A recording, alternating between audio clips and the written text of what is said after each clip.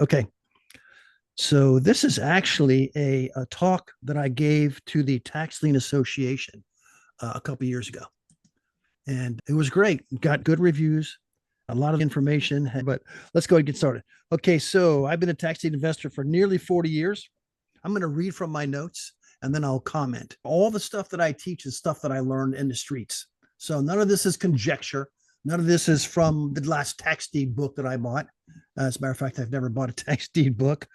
But okay, so the biggest problem, this is the biggest problem aside from the competition.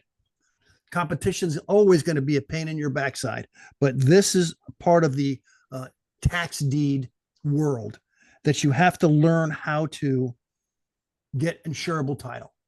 Insurable title means that you can sell the property to another buyer and they can therefore obtain title insurance. Because in Florida, I can't even remember the last time I learned of a buyer buying property that did not buy title insurance. They didn't obtain title insurance. That's a big mistake. But it's been a long time since I've even heard of that. So let's see. While each tax deed property has the same single issue, the uninsurability of title, my experience, individual properties can also have a problem, a unique problem to them. And there's nothing that's a one solution fits all.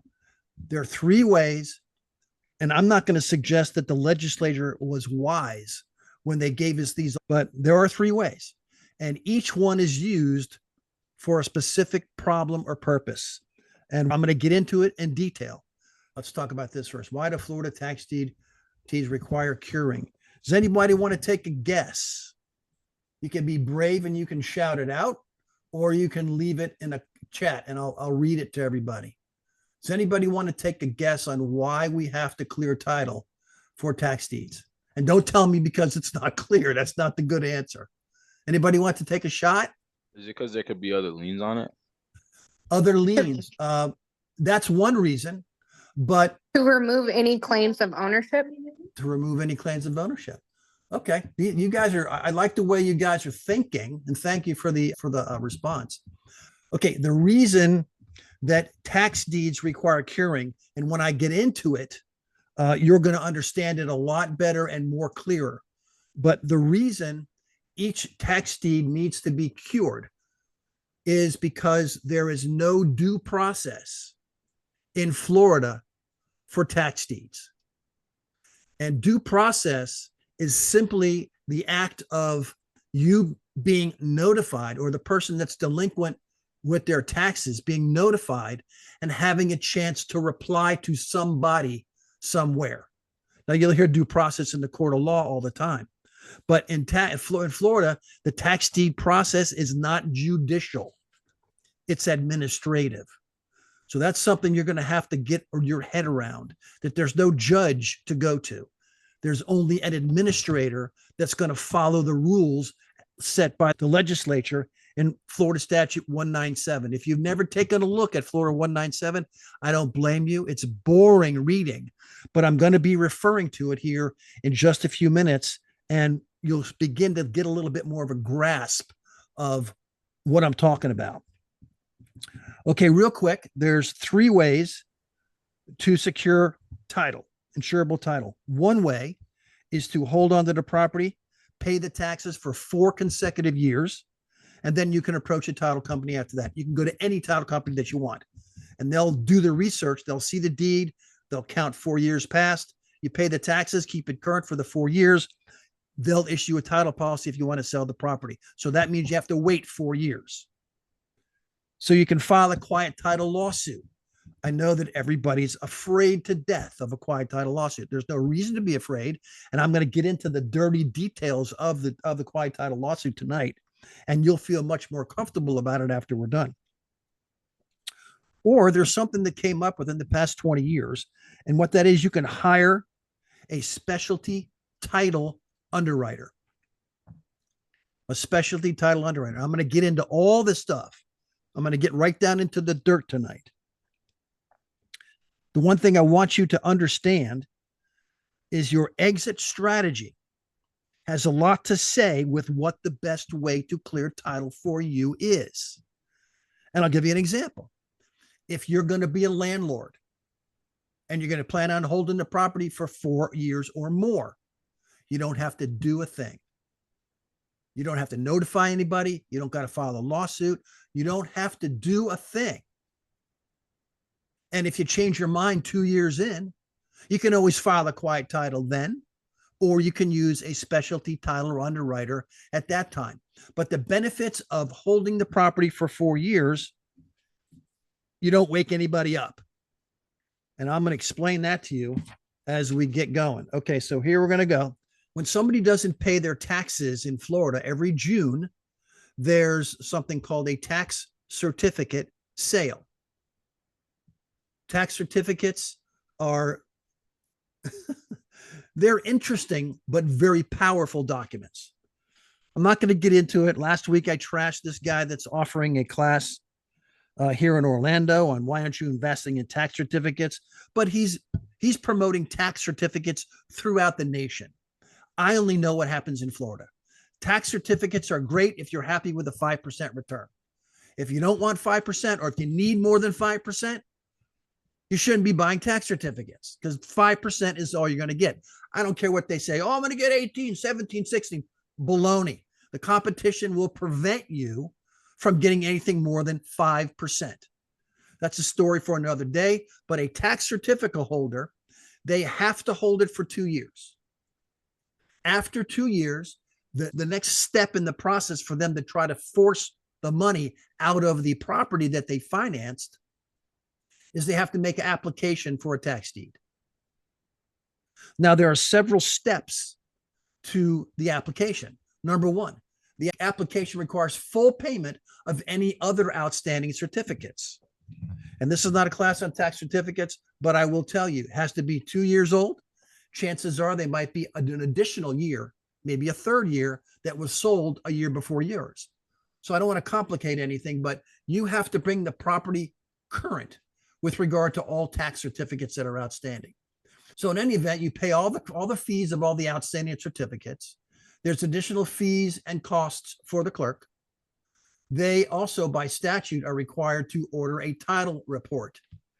If and when you begin to invest in tax deeds, the title report is going to be a very, very important document for you to understand and for you to be able to get your hands on.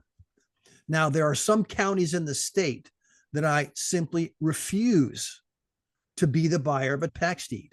And the reason is I can't get a hold of the title report. It's not online. Their clerk is too far away from where I live. So if that's the case, I just won't bid on it, because I have to see the title report so I can figure out what I'm doing. I can figure out what the liens are. I can figure out, more importantly, what other opportunities there are for me as a tax deed investor. In my book, I have a course on tax deeds.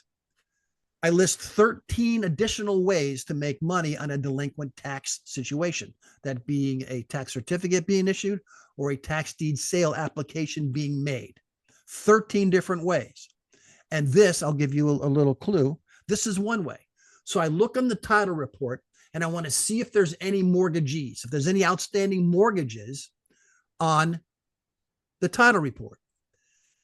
And I don't know what you guys know about this, but with tax deeds in Florida, any mortgages that are listed on the title report will be extinguished. So the mortgage will go away because of the issuance of the tax deed. Now think about that. You're owed $100,000, you're a bank, and this property, you get notice of the tax deed sale. The property is going to go away. You're going to lose your mortgage. You're going to lose the instrument that's securing the debt that the borrower gave you a note for. You're going to lose it.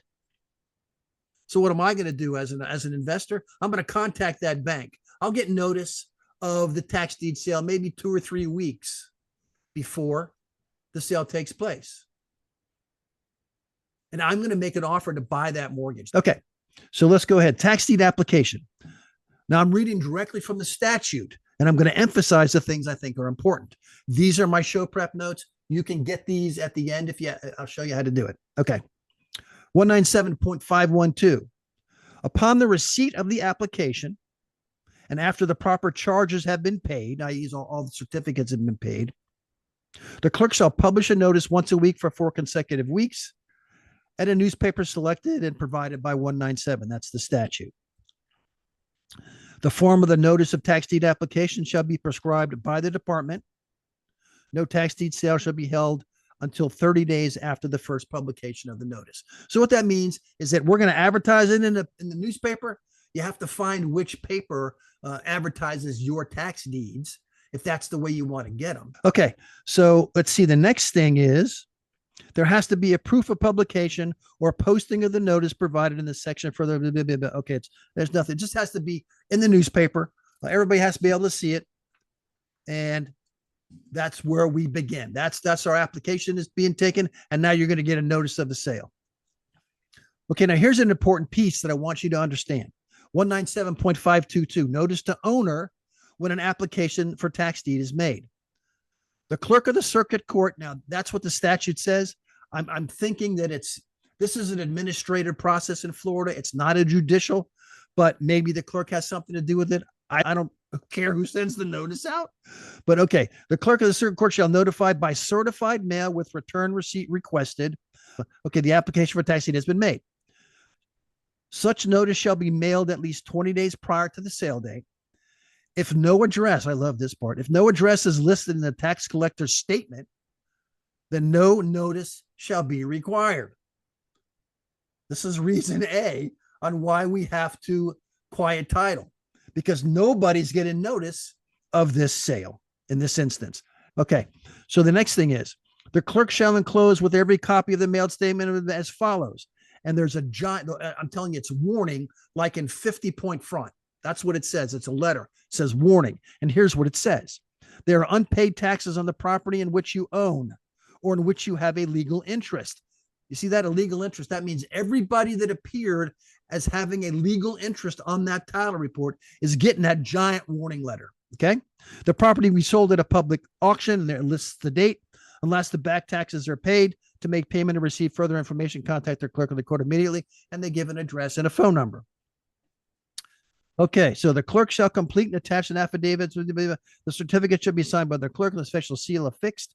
The certificate shall be prima facie evidence of the fact that the notice was mailed. So here's one of my favorite parts of the statute, 197.522D.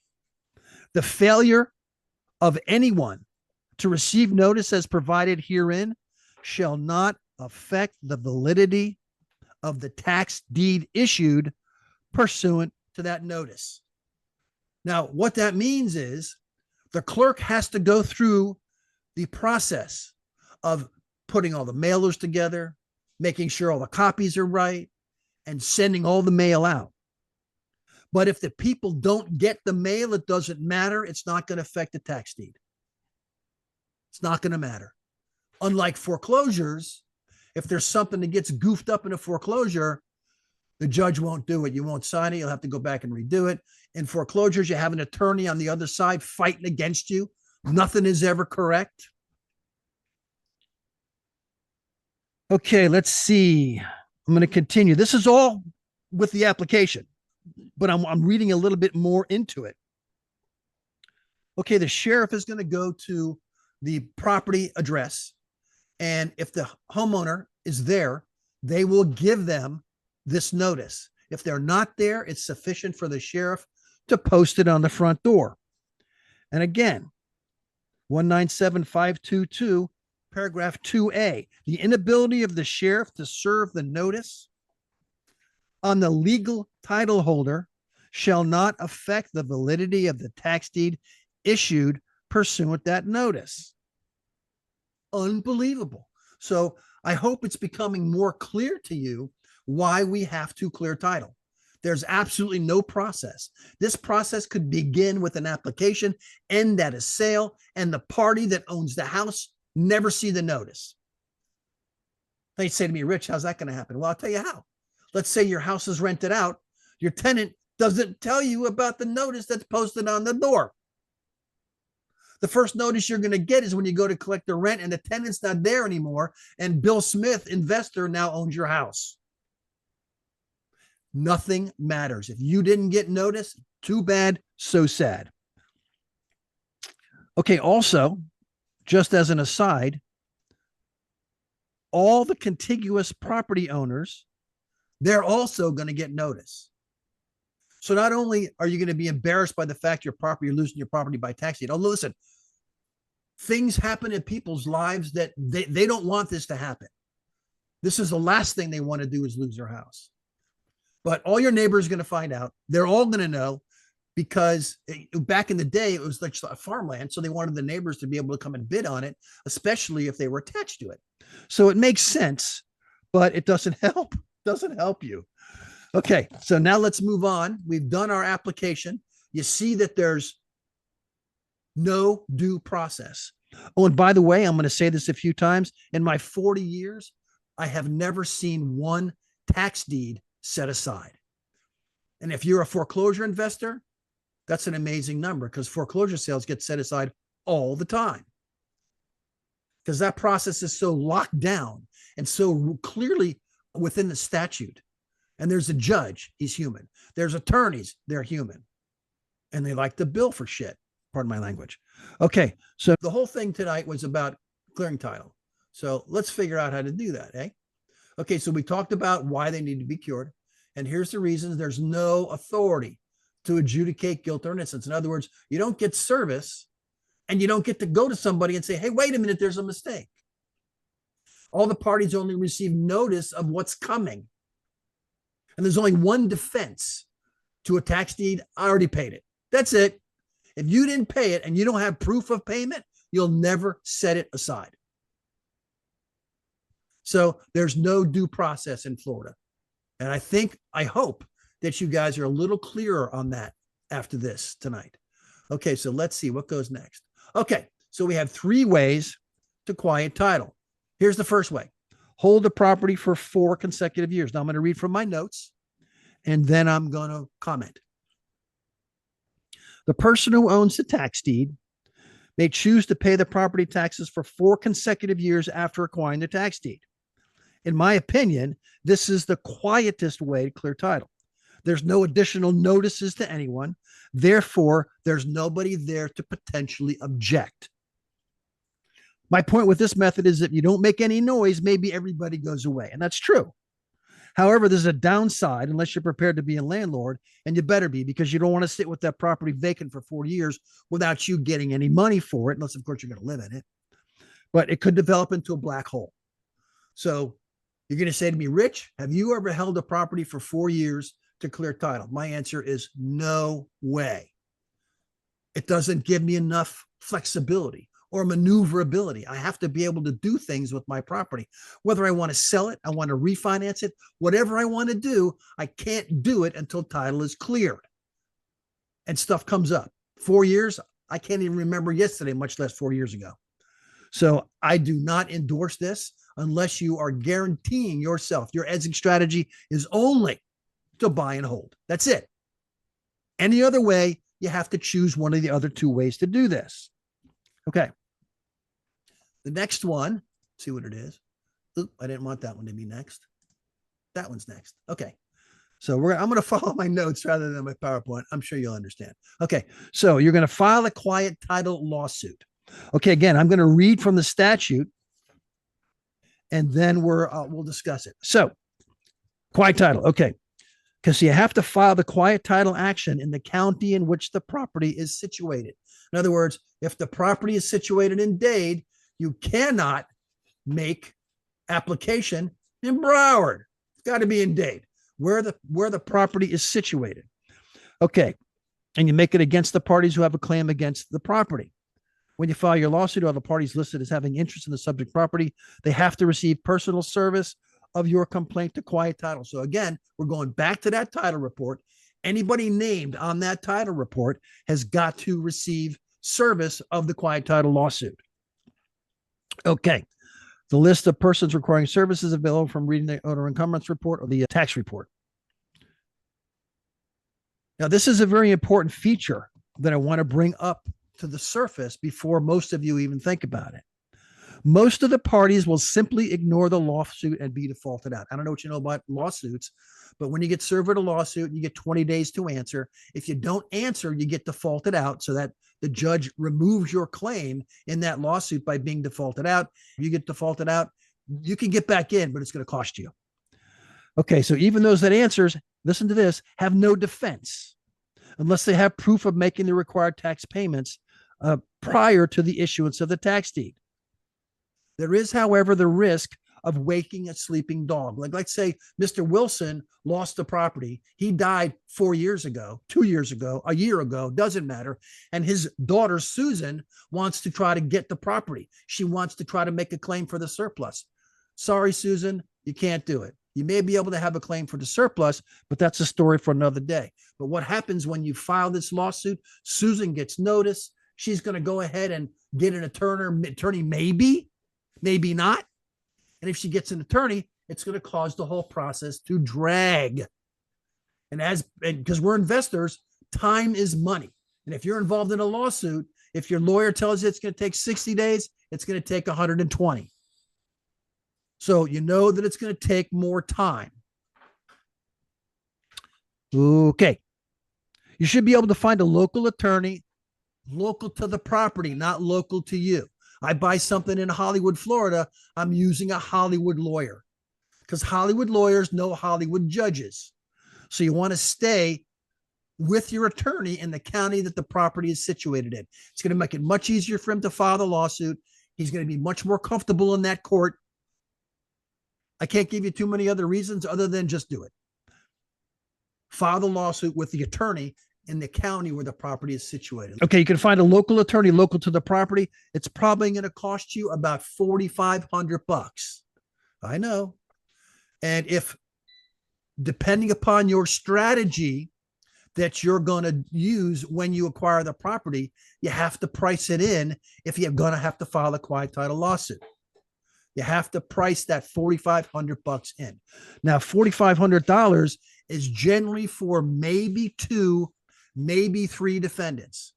If there's more defendants than 2 or 3, the attorney is probably going to want about $1,000 for each additional defendant. So that you have to figure that out. You have to enter that into your calculations. Okay. Remember, every person that is listed on the title report, they're going to have to get named and served. So that's what a party is. A party is everybody that's listed on that title search. Okay, let's see. I want you to understand this.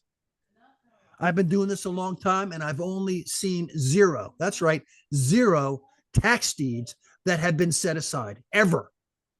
That you just can't do it. Excuse me. You can't get it set aside. Okay, so my biggest issue is the cost of the quiet title lawsuit and the time, the cost and the time. Now, I'm a pretty aggressive investor. I prefer to buy tax deed properties that are occupied. And you say to yourself, Rich, why in the hell would you want occupied? Because when I buy foreclosures, I want that sucker empty. But when it's a tax deed, I want to buy it occupied. Okay, does anybody want to take a guess on why I want to buy it occupied? Come on. I have it right here on the screen. I have it on the screen. I want to buy it occupied so I can get a piece of that surplus. As an investor, I'm not entitled to it. The homeowner is entitled to make a claim. Oop, not ready. The homeowner is entitled to make a claim. So what I'm going to do is if you ever purchased a tax deed property that's occupied, the major item in that homeowner's life is they want more time in that house. So what I usually do is I'll offer up, if there's a $40,000 surplus created, I'll tell them what I say, you're going to make a claim for that surplus. I'm going to keep half of it. I'm going to help you and I'll get the lawyer to do it for you. But I'm going to keep half of that surplus. I'm going to give you the other half. But in exchange for letting me in on that surplus, I'm going to give you an extra 60 days to stay in that house for free. No rent, no nothing. That's where I start. If they want 120 days, fair enough, but I got to get 60% of the surplus. It's a negotiation. But that's the only reason that I'm going to file a quiet title lawsuit is because there's surplus created and I want to get a piece of it. The only other reason is sometimes there's county municipal liens. Liens are not extinguished. Municipal liens are not extinguished by the tax deed sale, but mortgages are. Isn't that funny? But municipal liens sometimes, get this, sometimes they refuse to go to the tax collector to collect the surplus. They want you to pay it. Well, I've done it a couple of different ways. One where I paid it and I showed the judge in my quiet title lawsuit that I paid it, and he awarded my money that I paid the municipal liens from the surplus. He awarded it to me. Other times I get the judge to order that the municipal lien will be paid directly from the surplus. The judge can order that. He's got jurisdiction. And that way I get that municipal lien out of the way and I don't got to come out of pocket for it. So when you're bidding on tax deeds, know this: if you're going to create a surplus and there's municipal liens there, your surplus is going to offset those liens first. So you don't have to price those liens in. But that's a story again for another day. Okay, let's see. Okay, here's my final option. Here's my final option. Let me go ahead and read from my text, and then I will comment. The biggest and most expensive problem is time. I know everybody has an attorney friend that says they can get the suit filed in 60 days. Right. The real problem is getting the final hearing from the court. The attorney might be able to be ready in 60 days, but if it's during the summer for vacations or holidays, unless you're in a small county with plenty of circuit court judges, which that's not the case, it could be another 60 days until you have the hearing. And then let's say somebody files an answer. Somebody's trying to fight back. Now you're 90 days, 120 days more. So the lawsuit thing, you only file the quiet title lawsuit when there's a surplus or you're having a problem with the municipal liens getting paid out of it. Other than that, you don't need a quiet title lawsuit. You need this. You need a specialty title underwriter. The final option requires working with a title underwriter that's skilled at clearing up potential tax deed issues that enable title insurance to be obtained. This remedy might be the best choice if there are many defendants. The costs will vary from underwriter to underwriter. I've seen an underwriter obtain clear title and write a policy for less than $4,500, which is what the attorney's probably going to charge you when there were 11 defendants. So now you're saying to yourself, how do they do that? I'm going to explain it to you right now. Whichever option you choose, the end result will be the same: 4 years, quiet title, or specialty title underwriter.